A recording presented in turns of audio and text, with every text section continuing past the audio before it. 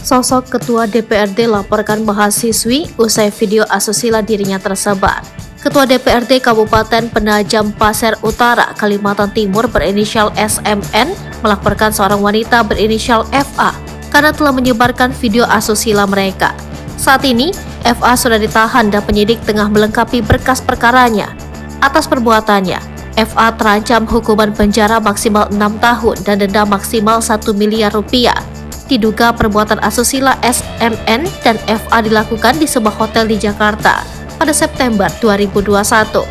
Inilah sosok Syahrudin M. Nur.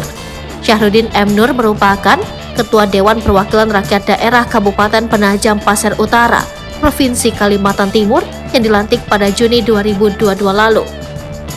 Ia melaksanakan prosesi pengucapan sumpah atau janji Ketua DPRD Kabupaten PPU sisa masa jabatan 2019 sampai 2024 digelar pada Senin 4 Juni 2022 lalu.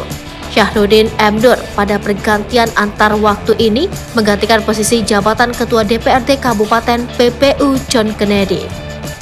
Pergantian jabatan itu dilakukan setelah pemerintah Provinsi Kalimantan Timur mengeluarkan surat keputusan pengangkatan dan pemberhentian Ketua DPRD PPU sebelum pelantikan.